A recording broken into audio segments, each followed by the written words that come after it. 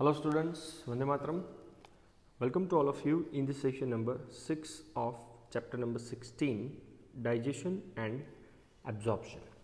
Up to the previous session हमने digestion discuss किया था माउथ और स्टमक के अंदर. नेक्स्ट पॉइंट है डाइजेशन इन स्मॉल इंटेस्टाइन. अब आपको प्रीवियस सेशन के अंदर मैंने एक वर्ड बताया था कि स्टमक का जब डाइजेशन कंप्लीट हो जाता है देन एक semi solid semi digested acidic food मिलता है जिसका नाम था चाइम. जो चाइम का पार्शियली डाइजेशन स्टमक के अंदर हुआ, तो अब ये स्टमक के अंदर पार्शियली डाइजेस्टेड फूड जो चाइम है वो कहाँ पे एंटर होगा? स्मॉल इंटेस्टाइन के अंदर.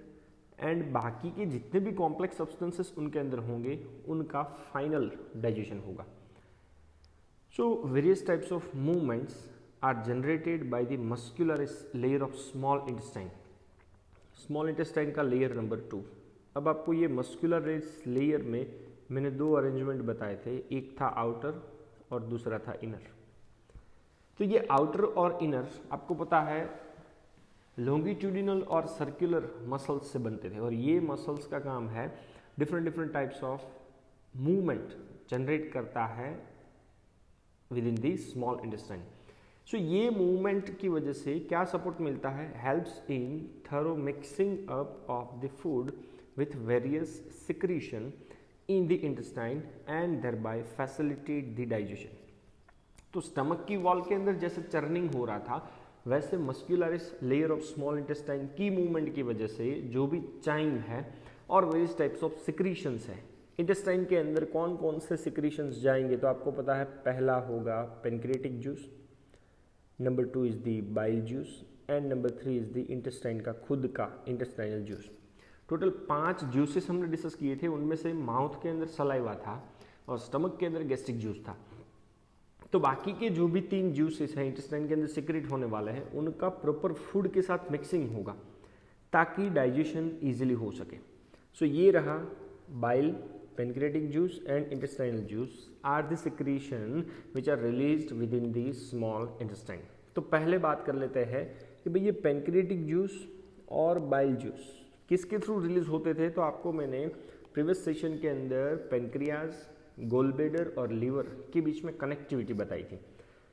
तो फाइनली लीवर की डक्ट थी हिपेटिक डक्ट और गोल ब्लैडर की डक्ट थी सिस्टिक डक्ट. दोनों जुड़ के बनता था common bile duct. Common bile duct fuse with the pancreatic duct and we get a hepato pancreatic duct. जो ट्यूब स्मॉल इंटेस्टाइन के डिओडेनम नाम के पार्ट के अंदर खुलेगी, वहाँ पे स्पिंक्टर ऑफ ओडी जैसे मसल्स थे. तो उनका काम क्या है कि भाई पेनक्रियाटिक जूस और बाइल जूस का जो फ्लो है वो फ्लो के रेगुलेशन से या तो कंट्रोल करना.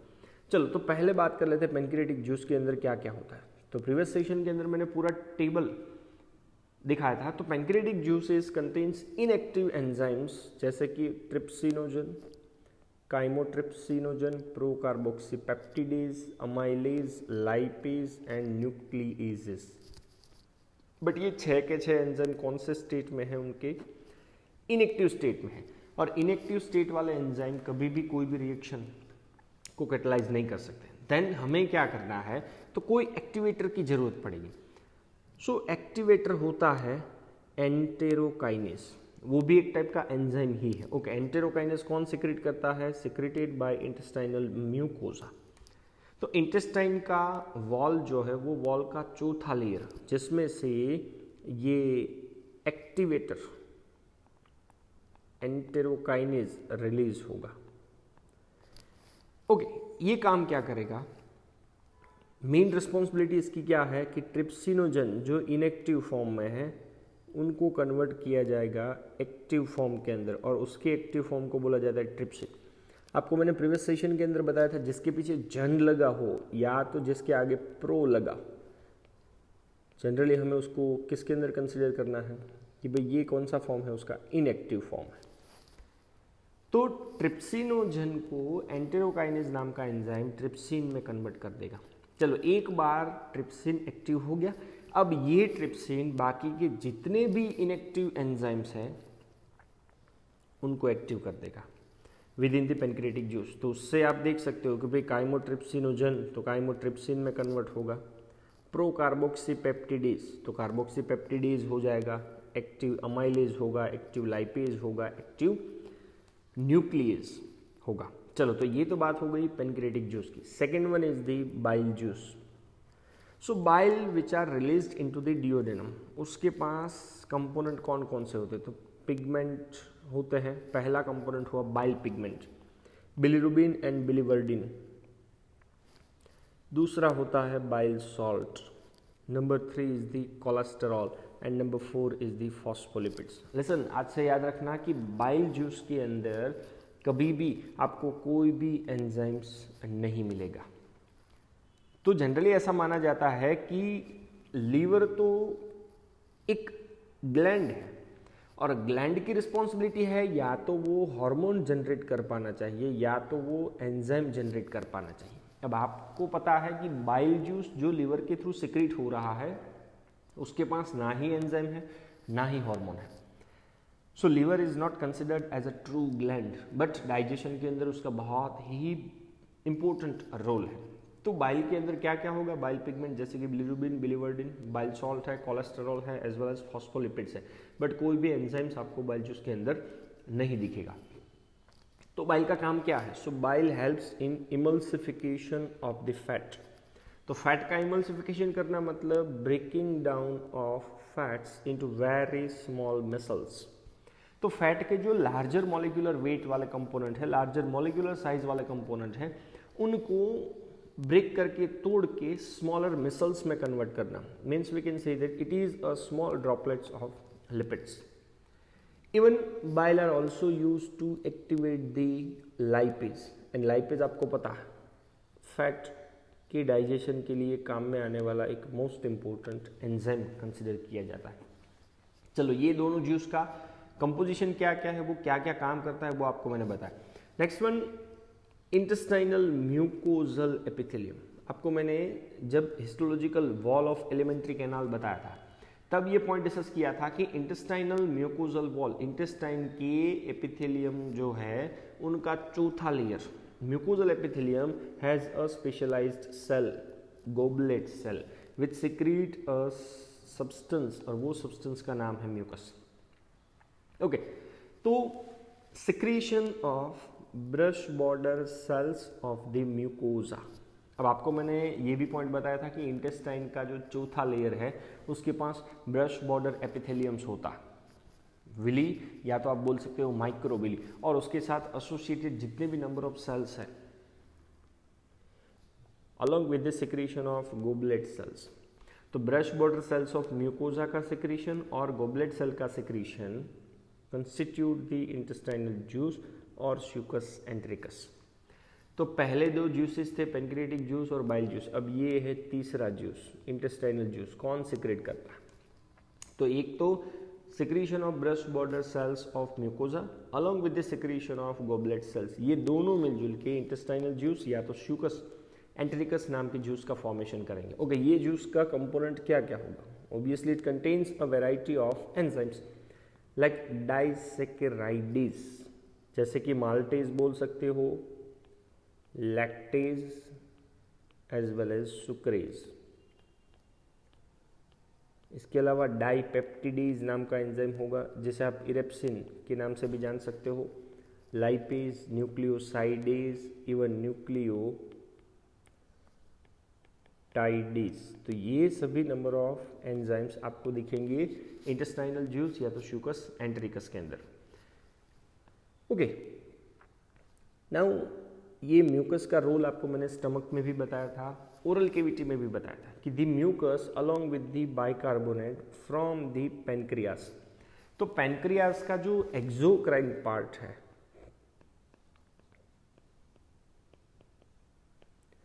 तो वो पैनक्रियास से या तो पैनक्रियास के एक्सोक्राइन पार्ट से सिक्रेट होने वाला जो बाइकार्बोनेट है with the mucus protect the intestinal mucosa from acid as well as provide an alkaline medium for the enzymatic activities। अब आपको पता है कि स्टमक के अंदर जो चाइम था वो एसिडिक था, हाईली एसिडिक था, क्योंकि वहाँ पे हाइड्रोक्लोरिक एसिड का सिक्रीशन हुआ था। अब ये चाइम जब भी स्मॉल इंटेस्टाइन के अंदर आता है तो एक तो इंटेस्टाइनल म्यूकोजा को एसिड से प्रोटेक्ट करना, नंबर 2, जितने भी जूसेस आपको मैंने बताए, हर एक जूसेस के अंदर, पर्टिकुलरली मैं बात कर रहा हूँ इंटेस्टाइन के अंदर सीक्रेट होने वाले जूसेस, तो वो तीनों जूसेस के जितने भी एंजाइम्स हैं, हर एक को एक्टिव होने के लिए अल्कलाइन मीडियम की ज़रूरत है, बेसिक मीडियम की ज़रूरत है।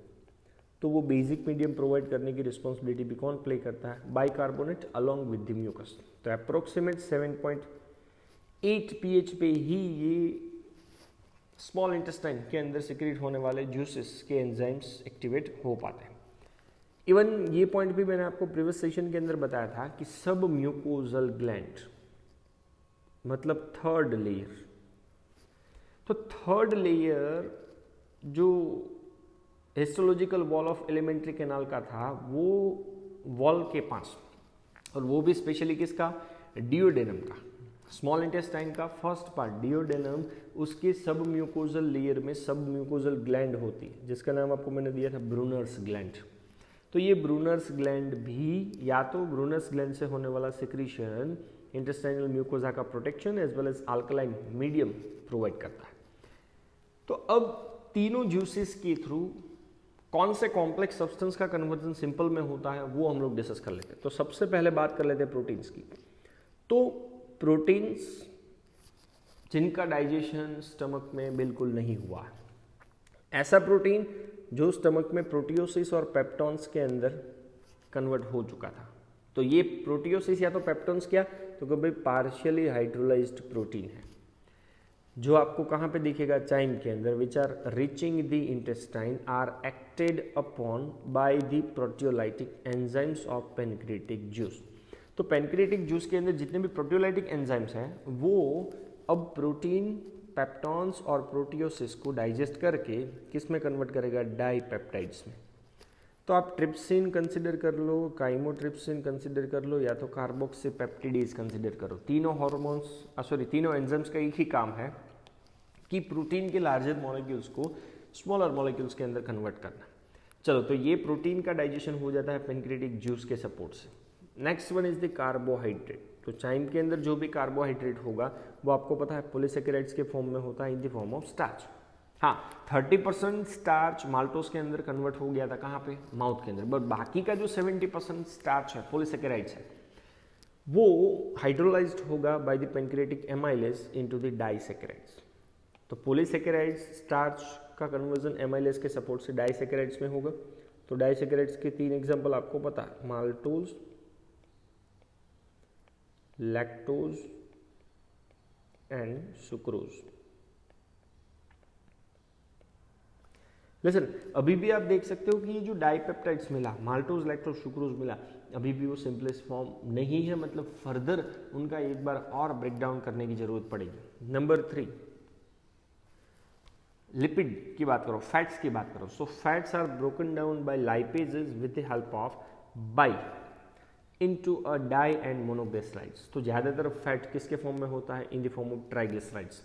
तो लाइपेज नाम का एंजाइम पहले उनको डाइग्लिसराइड्स में कन्वर्ट करेगा, then after monoglycerides. Component number 4, nucleic acid. So nucleases नाम का एंजाइम जो पेनक्रिएटिक जूस का था, न्यूक्लिक एसिड के ऊपर वर्क करेगा और पहले बनाएगा न्यूक्लियोटाइड्स, देन आफ्टर न्यूक्लियोसाइड्स। तो ये इक्वेशन आपको दिख रहा है कि भाई nucleic acid by the help of nucleases converted into the nucleotides. अब ये न्यूक्लियोटाइड्स के सपोर्ट से आपको मिलेगा न्यूक्लियोसाइड्स। ओके, तो ये पेनक्रिएटिक जूस या तो बाइल जूस के थ्रू जो भी कॉम्प्लेक्स फूड का कन्वर्जन हमने सिंपल फूड में किया, वो सिंपल भी अभी स्लाइटली कॉम्प्लेक्स फॉर्म में है, तो उनका एक बार और फर्दर डिग्रेडेशन करना होगा। फॉर दैट पर्पज हमें जितने भी इंटेस्टाइनल एरिया के एंजाइम्स है उनकी जरूरत पड़ेगी।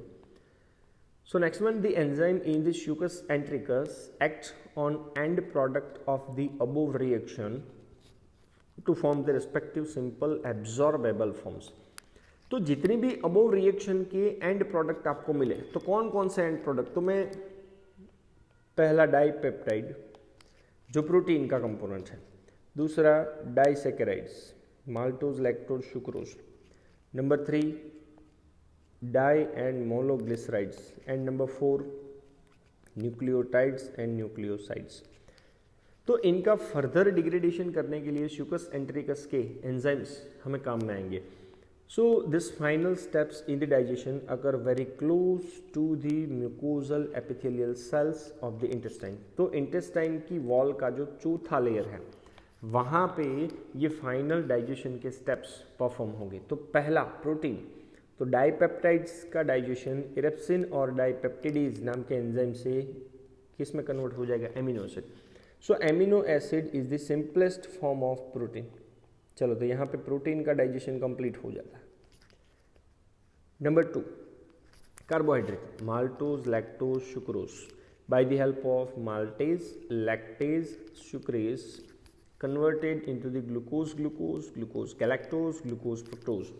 And we know that कि भाई ये तीनों कार्बोहाइड्रेट के एकदम सिंपलेस्ट फॉर्म में कंसिडर किए जाते हैं. Component number 3 nucleotides. तो nucleotides by the support of nucleotides, nucleosides plus phosphate बोल सकते हैं. एंड न्यूक्लियोसाइडेज नाम के एंजाइम से pentose sugar and nitrogenous bases के अंदर कन्वर्ट होगा. So this are the simplest component of nucleic acid. And number 4 di and monoglycerides. By the support of lipase we get a fatty acid as well as glycerol. तो ये सबसे simplest form हो जाता है किसके, of fats or lipid. So breakdown of macromolecules which are mentioned above.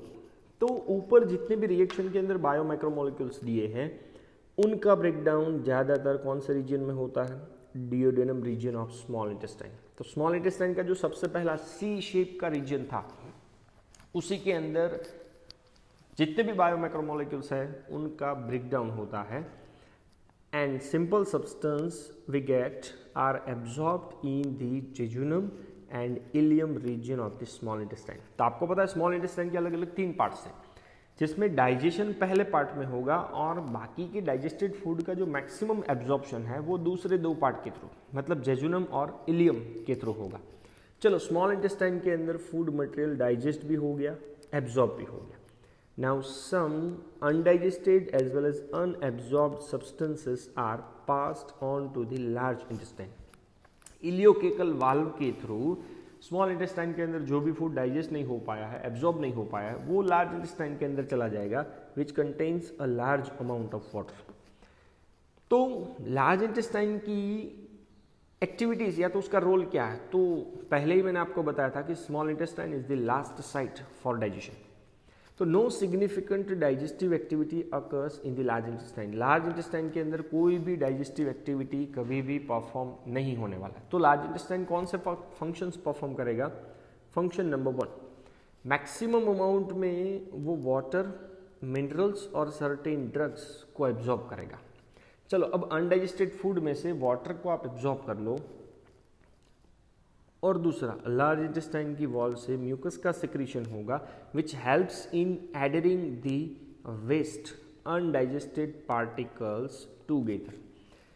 तो जितने भी अनडाइजेस्टेड पार्टिकल्स हैं वो एक दूसरे के साथ स्टिक होंगे और म्यूकस वहाँ पे लुब्रिकेशन का भी रोल प्ले करता है ताकि उसको रेक्टम और एनस के थ्रू बॉडी से रिमूव करने के लिए एक इजी पैसेज मिल सके. सो undigested unabsorbed substances are considered as a fishes or we can say that stool. जो लार्ज इंटेस्टाइन के केकम नाम के पार्ट के अंदर एंटर होता है थ्रू इलियोकेकल वाल्व, और ये इलियोकेकल वाल्व एक बार मटेरियल ट्रांसफर हो जाता है उसके बाद बंद हो जाता है which prevent the back flow of faecal matter. कि भाई फिकल मैटर फिर से स्मॉल इंटेस्टाइन के अंदर ना आ जाए, इसलिए वहाँ पे क्या होता है, इलियोकेकल वाल्व. ओके, अब केकम से आपको पता है असेंडिंग, ट्रांसवर्स एंड डिसेंडिंग, वहाँ से सिग्मोइड कोलोन को पास होते होते temporary it is stored in the rectum till the defecation. Defecation का मतलब है फिशेस को एनस के थ्रू जब तक बॉडी से रिमूव नहीं किया जाता है तब तक वो रेक्टम के अंदर स्टोर रहेगा. एंड फाइनली तो भाई एनस के थ्रू उसको बॉडी से रिमूव किया जाता है। Okay, next one, activities of gastro intestinal tract. GI tract की जो एक्टिविटीज है उनको कंट्रोल करने के लिए neural as well as hormonal control के बीच का प्रॉपर कोऑर्डिनेशन होता है। या तो we can say that body के अंदर जितने भी ऑर्गन्स हैं उनको कंट्रोल करने के लिए न्यूरल और हार्मोन्स के बीच में कोऑर्डिनेशन कोऑपरेशन होगा, तब जाकर के पूरी की पूरी एक्टिविटीज रेगुलेट हो पाती। जैसे कि नंबर 1, साइट मतलब विजन, स्मेल एंड और the presence of food in oral cavity can stimulate the secretion of saliva. कि भाई कोई फूड को देख लो, या तो कोई फूड की स्मेल आने की वजह से, या तो फूड जैसे ही आप माउथ में रखोगे अपने आप सलाइवा का सिक्रीशन माउथ के अंदर स्टार्ट हो जाता है। Number 2, gastric as well as intestinal secretion are also similarly stimulated by the neural signals. तो जो भी फूड माउथ से स्टमक के अंदर जाएगा, तो आपको मैंने बताया था कि भाई स्टमक का जो लास्ट पार्ट है पाइलोरिक, वो गैस्ट्रिन नाम का हार्मोन सिक्रेट करता है जो गैस्ट्रिक ग्लैंड को स्टिमुलेट करेगा, वहाँ से गैस्ट्रिक जूस का सिक्रीशन होगा। वैसे ही इंटेस्टाइनल सिक्रीशन भी न्यूरल सिग्नल से ही कंट्रोल होता है। Even muscular activities of different parts of alimentary canal can also be moderated by neural mechanism as well as both local and through CNS. तो alimentary canal के जितने भी अलग अलग पार्ट्स हैं उनके मसल्स की एक्टिविटीज का भी मॉडरेशन CNS कर सकता है, लोकल न्यूरल मैकेनिज्म भी उसको परफॉर्म कर सकता है। इवन हार्मोनल मैकेनिज्म या तो hormonal control of the secretion of digestive juices is carried out by local hormones which are produced by the gastric as well as intestinal mucosa. तो stomach की wall या तो intestine की wall के अंदर से ऐसे हार्मोन सिक्रेट होंगे जो हार्मोन्स ही डाइजेस्टिव जूसेस के सिक्रीशन को या तो सिक्रीशन को स्टॉप करने की रिस्पॉन्सिबिलिटी प्ले करेंगे। तो आपको पूरा एक टेबल दिख रहा है, role of hormones in the digestion. तो पहला हार्मोन दिया है गैस्ट्रीन, स्टमक की वॉल से सिक्रेट होगा, काम क्या करता है गैस्ट्रिक ग्लैंड को स्टिमुलेट करेगा ताकि वहां से गैस्ट्रिक जूसेस का सिक्रीशन होगा। Okay, hormone number 2 pancreozymin, wall of duodenum. Listen, बाकी के जो चारों हार्मोन्स है डियोडेनम की वॉल से, मतलब स्मॉल इंटेस्टाइन की वॉल से, और उसमें भी ज़्यादातर फोर्थ लेयर म्यूकोजल लेयर से सिक्रेट होगा। तो पेनक्रियोजाइमिन का फंक्शन क्या है? Stimulate pancreas to release the pancreatic juice and also helps in the secretion of intestinal juice. Number 3 secretin with co-effect of pancreozymin stimulate the secretion of pancreatic juice as well as intestinal juice. Point number 4 cholecystokinin, जिसको कभी कभार short में CCK के नाम से भी consider किया जाता है, stimulate gall bladder to release the bile juice. चलो, सभी के सभी जूसेस का सिक्रीशन आ गया। अब स्टमक की ल्यूमेन के अंदर अगर फूड मटेरियल है तो हमें गैस्ट्रिक जूस की जरूरत है, पर अगर फूड मटेरियल है ही नहीं तो कंटिन्यूस गैस्ट्रिक जूस अगर सिक्रेट होता रहेगा तो एसिडिटी होने के चांसेस है। सो एंटेरोगैस्ट्रोन या तो GIP गैस्ट्रिक इनहिबिटरी पेप्टाइड डियोडेनम की वॉल से सिक्रेट होगा, काम क्या है? Inhibit the gastric juice secretion. अगर स्टमक के ल्यूमेन में फूड है ही नहीं तो गैस्ट्रिक जूस के सिक्रीशन को स्टॉप करेगा, एज वेल एज स्टमक की वॉल का चर्निंग वाइब्रेशंस जो हो रहा था वो वाइब्रेशंस को भी क्या करेगा? ये बंद करता है। सो ये टेबल था role of hormones in the digestion. So this point is related with the digestion within the small intestine. Thank you very much. जय हिंद।